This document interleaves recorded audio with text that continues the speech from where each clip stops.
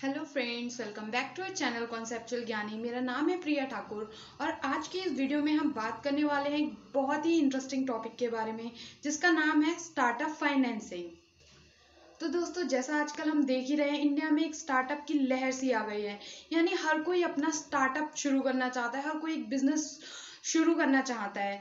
ये क्यों हुआ? मेनली क्योंकि कोविड-19 में बहुत सारे लोगों ने अपनी जॉब खो दी थी। तो उस चक्कर में काफ़ी सारे लोगों ने अपना जो भी उनके दिमाग में कभी आइडिया रहा होगा, उन्होंने सोचा कि सबसे अच्छा टाइम अभी है एग्जीक्यूट करने का।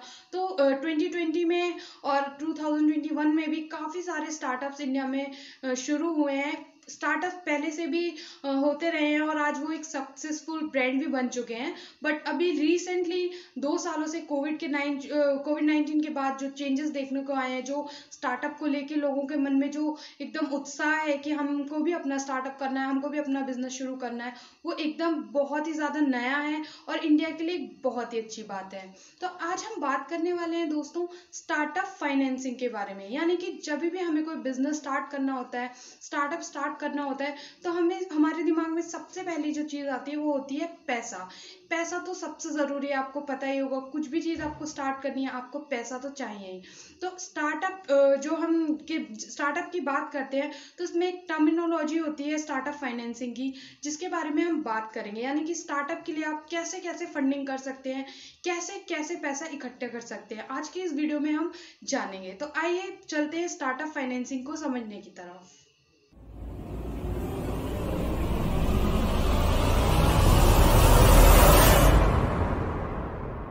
तो दोस्तों, स्टार्टअप फाइनेंसिंग का मतलब क्या होता है? बेसिकली बहुत ही सिंपल सी बात है। स्टार्टअप फाइनेंसिंग का मतलब होता है अपने स्टार्टअप को फाइनेंस करने के लिए आपको जो पैसा चाहिए वो आप कैसे इकट्ठा करेंगे। यानी मेरा एक बहुत ही कीमती सा दिमाग में कोई आइडिया है और मैं चाहती हूँ ये जो मेरा सपना है, मेरा आइडिया है, मैं इसको रियलिटी में कन्वर्ट करूँ और मैं एक बिजनेस स्टार्ट करूँ। तो उसके लिए मुझे सबसे पहले फंड चाहिए होंगे। तो किन किन तरीकों से स्टार्टअप के लिए हम फंड स्टार्ट कर सकते हैं? सबसे पहला तरीका होता है पर्सनल फाइनेंसिंग। पर्सनल फाइनेंसिंग तो बिल्कुल ही सिंपल है। आप अपने फंड्स यूज करें, अपना पैसा लगाएं अपने स्टार्टअप में और फिर इसको शुरू करें। थोड़ा सा मुश्किल होता है कई बार ये, क्योंकि इतने फंड्स हमारे पास नहीं रहते हैं। क्योंकि अगर आप एक स्मॉल बिजनेस स्टार्ट करने वाले हैं तो ऑब्वियसली आपके पास बहुत ज़्यादा कोई फंड नहीं होंगे। लेकिन थोड़ा फंड आपको फिर भी, पर्सनल फाइनेंसिंग आपको हर स्टार्टअप में थोड़ी बहुत करनी ही होती है। बहुत ही रेयर होता है कि आप पैसा ना लगाएं अपना और कोई आपको बोल दे नहीं मैं आपके बिजनेस में पैसा लगाने को तैयार हूँ। तो थोड़ा बहुत अमाउंट तो आपको लगाना ही पड़ता है। उसको बोलते हैं पर्सनल फाइनेंसिंग, जहाँ हम अपने अपने पर्सनल फंड्स यूज करते हैं अपने स्टार्टअप के लिए। दूसरा जो तरीका रहता है दोस्तों अपने स्टार्टअप को फाइनेंस करने का, उसको बोलते हैं पर्सनल क्रेडिट लाइन। ये पर्सनल क्रेडिट लाइंस क्या होता है?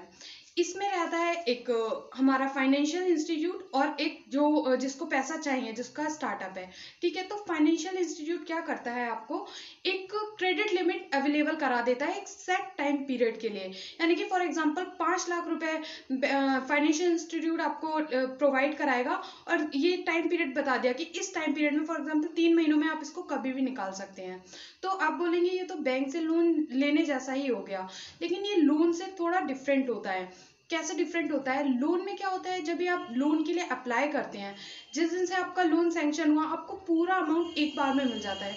ठीक है, और आपको पूरे अमाउंट पे इंटरेस्ट लगना शुरू हो जाता है जिस दिन से आपको लोन आपने लिया। ठीक है, इसमें क्या होता है, पर्सनल क्रेडिट लाइन में हमें क्या एडवांटेज होता है कि जो बैंक ने एक लिमिट सेट कर दी कि 5 लाख रुपए आप निकाल सकते हैं। ठीक है, तो 5 लाख आप अपने जो भी टाइम पीरियड सेट किया उस टाइम पीरियड में आप कभी भी अपनी मर्जी से कितना भी अमाउंट निकाल सकते हैं उस लिमिट जो बैंक ने लिमिट दिया उसमें से। यानी मैं चाहूँ तो पहले 1 लाख निकाल लूँ, फिर 1.5 लाख निकाल लूँ। इस तरीके से मैं 5 लाख विड्रॉ कर सकती हूँ उस टाइम पीरियड में जो भी बैंक ने मुझे दिया है। इसका क्या सबसे बड़ा फायदा रहता है, वो ये होता है कि जो जो आप जितना जितना विड्रॉ करते हैं आपको सिर्फ उसी पे इंटरेस्ट देना पड़ता है। यानी अनलाइक लोन्स जहाँ पे आपको पूरे पे देना पड़े, यहाँ पे क्या होता है, लिमिट तो बैंक ने सेट कर दी बट वो पैसा तो बैंक के पास ही पड़ा है। ठीक है, आपके नाम का पड़ा है, लेकिन 5 लाख आप उसे टुकड़ों टुकड़ों में लेंगे तो आपको इंटरेस्ट भी सिर्फ उतने उतने अमाउंट पे करना पड़ेगा जो जो आपने बैंक से लिया है। तो इसमें लोन की तरह नहीं, लोन की तरह होता है बट लोन से कुछ अलग होता है, जो मैंने अभी बताया आपको। इसमें हमारे पास फ्रीडम रहती है कि हमें कितना कितना अमाउंट निकालना है लिमिट में से, और कितने कितने टाइम पीरियड में चाहिए लिमिट में से ही। अगला जो अपने बिजनेस को, अपने स्टार्टअप को फाइनेंस करने का तरीका होता है उसको बोलते हैं पीयर टू पीयर लैंडिंग। ये क्या होता है? ये लोन लेने जैसा ही होता है, बस आप बैंक से ना लेके किसी रिलेटिव से या किसी जानने वाले से ले लेते हैं। ये इंडिया में बहुत कॉमन है। कई बार हम क्या करते हैं, बैंक से ना लेके अपने किसी जानने वाले से कुछ पैसा उधार पे ले लेते हैं, उसको पीयर टू पीयर लैंडिंग के नाम से स्टार्टअप फाइनेंसिंग में हम यूज करते हैं। तो यानी आपने बैंक लोन तो लिया है लेकिन बैंक से नहीं, किसी जानने वाले से या फिर किसी भी नॉन पर्सन से आपने एक कोई भी इंटरेस्ट रेट उन्होंने फिक्स कर दिया कि उस पर आपको दे देंगे, तो वो आपने वो लोन उनसे ले लिया और उतना इंटरेस्ट आप उनको पे कर देंगे। तो दोस्तों नेक्स्ट मोड जो रहता है स्टार्टअप को फाइनेंस करने का, उसको बोलते हैं क्राउड फंडिंग। क्राउड फंडिंग क्या होता है? जब आप बहुत सारे लोगों से थोड़ा थोड़ा पैसा लेते हैं आपके स्टार्टअप को शुरू करने के लिए, यानी कि आपने एक से ना लेके कई सारे इन्वेस्टर रहते हैं, ABCD4 ऐसे करके बहुत सारे इन्वेस्टर हैं, और उनसे थोड़ा ए से लिया, थोड़ा बी से लिया, थोड़ा सी से लिया। तो आपने ऐसा थोड़ा थोड़ा करके सारे इन्वेस्टर से पैसा इकट्ठा किया, उसको बोलते हैं crowd funding. Kick starter, go fund me and Indiegogo कुछ ऐसे ऑनलाइन प्लेटफॉर्म्स हैं जहाँ पे ये क्राउड फंडिंग होती है, मतलब क्राउड फंडिंग की फैसिलिटी प्रोवाइड कराते हैं। तो ये क्राउड फंडिंग करने वाले जो इन्वेस्टर्स होते हैं वो उनको बदले में क्या चाहिए होता है, वो बदले में इक्विटी ले सकते हैं आपकी कंपनी में, यानी हिस्सा मांग सकते हैं कि जैसे आप शार्क टैंक इंडिया में आजकल देखते होंगे कि उन्होंने इन्वेस्ट किया कि मैं इतने परसेंट के लिए इतनी परसेंट इक्विटी आप अपने बिजनेस की मुझे दे दीजिए और मैं इतने लाख रुपए देने को तैयार हूँ। सॉर्ट ऑफ दिस काइंड ये होता है क्राउड फंडिंग। नेक्स्ट मोड रहता है दोस्तों माइक्रो लोन्स, यानी छोटे अमाउंट के लोन्स होते हैं जो आपको कोई कम इंटरेस्ट रेट पे दे दे, मतलब कम इंटरेस्ट रेट पे आप छोटे छोटे अमाउंट के लोन्स ले सकते हैं, उसको माइक्रो लोन्स बोलते हैं। दोस्तों नेक्स्ट मोड जो रहता है उसको बोलते हैं वेंडर फाइनेंसिंग। वेंडर फाइनेंसिंग क्या होता है? इसमें वेंडर अपने कस्टमर को लिबर्टी देता है पेमेंट करने की, यानी कि फॉर एग्जांपल मैंने कुछ मिस्टर ए से कुछ परचेज किया, ठीक है। तो मिस्टर ए ने क्या बोला कि ठीक है अभी आप परचेज कर लीजिए, अभी मेरे पास पैसे नहीं है, मैंने बिजनेस स्टार्ट किया है और मेरे पास इतना ज़्यादा फंड नहीं है। तो वो क्या बोलेंगे कि अभी आप मेरे से परचेज कर लीजिए, इसको अपने कस्टमर को फर्दर सेल करिए और फिर आप इसकी पेमेंट मुझे कर देना। यानी कि एक ट्रेड क्रेडिट भी इसको बोलते हैं, यानी क्रेडिट पीरियड होता है कि चलो आप 30 दिन में पे कर देना, क्योंकि 30 दिन में क्या होगा, मैंने उसको बेचा, उसको खरीदा और फिर अपने फर्दर कस्टमर को बेच दिया, या उससे कुछ भी प्रोडक्ट बना के अपने कस्टमर को बेच दिया और उससे जो पैसा मुझे मिला, ठीक है, तो वो मैंने फिर उससे आपका सप्लायर का पेमेंट कर दिया। तो इसको बोलते हैं वेंडर फाइनेंसिंग, जहां आपका वेंडर आपको लिबर्टी प्रोवाइड करता है, आपको एक तरीके से फाइनेंस प्रोवाइड करता है आपको फर्दर बिजनेस करने के लिए। तो दोस्तों नेक्स्ट मोड ऑफ फाइनेंसिंग जो रहता है उसको बोलते हैं हम purchase order financing, PO financing भी इसे हम बोलते हैं। ये क्या होता है, इसको हम एग्जाम्पल से एक समझते हैं। तो दोस्तों चलिए एग्जाम्पल से इसको समझते हैं। एक मिस्टर ए है, सप्लायर है, इलेक्ट्रॉनिक कंपोनेंट्स बेचते हैं, ठीक है। तो वो क्या करते हैं, उसको बनाते हैं और बेचते हैं। तो एक कंपनी है MI जो हमारे फोन बनाती है, ठीक है, वो एक कंपनी है। उसने क्या किया, एक बल्क ऑर्डर दिया हमारे मिस्टर ए को कि आप हमें हमारे फोन के लिए हमें कोई माइक्रोचिप चाहिए, ठीक है, बहुत सारे माइक्रोचिप चाहिए। तो एक उसका बहुत ही बड़ा जो है बल्क ऑर्डर जिसे बोलते हैं वो प्लेस किया मिस्टर ए के साथ।